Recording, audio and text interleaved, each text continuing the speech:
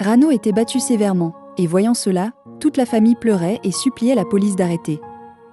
Tout le monde joignait les mains, priant les officiers de ne pas la traiter ainsi, mais ils n'écoutaient pas Rano, blessée, insistait qu'elle n'avait pas maltraité sa belle-fille, mais la police ne l'écoutait pas et continuait de lui demander la vérité.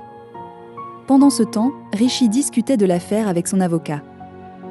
L'avocat lui posa une question importante. Y avait-il jamais eu de dispute, d'animosité ou de problèmes sérieux entre sa femme et sa mère? Rishi répondit d'abord non, mais se souvint ensuite que Tanuja lui avait dit qu'il ne voyait les choses qu'à travers les yeux de sa mère et agissait selon ses indications. Rishi hésita mais affirma tout de même à l'avocat qu'il n'y avait pas de problème. L'avocat le rassura en lui disant qu'il trouverait un moyen de sortir sa famille de cette situation. Tanuja arriva chez le docteur Manav au milieu de la nuit, le médecin qui avait préparé le rapport à la demande de sa grand-mère. Elle demanda à son domestique d'appeler le docteur, disant que l'affaire était urgente, mais il lui conseilla de revenir le matin. Après quelques instants, le docteur Manav lui-même vint à la porte. Elle expliqua qu'elle avait besoin de son aide pour rectifier le rapport. Tanuja lui raconta que les blessures notées provenaient d'un accident, et non de violences domestiques. Elle expliqua que sa grand-mère avait menti, menant à l'emprisonnement de toute sa belle famille.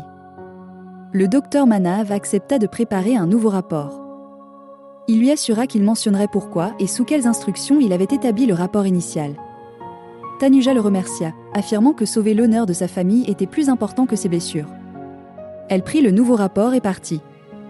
En sortant, elle remarqua qu'il n'y avait aucun taxi en vue. À ce moment-là, une voiture s'arrêta devant elle. C'était celle de Maleka. Maleka Laraya, lui demandant ce qu'elle faisait si tard dans la nuit, mais Tanuja, furieuse, s'éloigna sans répondre.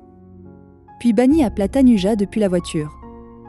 Bani se moqua d'elle, révélant qu'elle et Maleka étaient devenues amies après avoir réalisé qu'elles partageaient la même rancune envers sa belle famille. Tanuja leur dit que des gens méchants comme elles étaient faits pour s'entendre et condamna leur comportement méprisable. Maleka admit qu'elle avait répandu de l'huile sur les escaliers pour nuire à Rano, mais par hasard, Tanuja était tombée en premier, ce qui avait entraîné la famille de Rano en prison. Tanuja exprima son dégoût, affirmant qu'elle ne souhaitait pas parler à des gens aussi immoraux et qu'elle sauverait sa famille seule. Maleka Laraya, insinuant que sa nouvelle confiance venait uniquement du rapport qu'elle avait en main. Bani ricana, lui disant qu'elle ne la laisserait même pas partir. À l'intérieur de la prison, Rano était torturé tandis que Mampri criait, suppliant les officiers d'arrêter et menaçant de ne pas les épargner s'ils continuaient. En réponse, les officiers commencèrent à frapper Mampri ainsi que les autres membres de la famille. Ils faisaient pression sur Rano pour qu'elle dise la vérité, mais elle affirmait n'avoir rien fait de mal.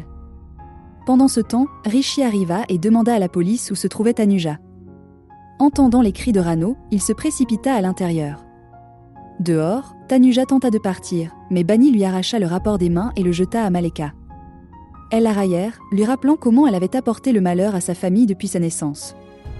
Elles se moquèrent d'elle tandis que Tanuja tentait désespérément de récupérer le rapport, impuissante face à elle.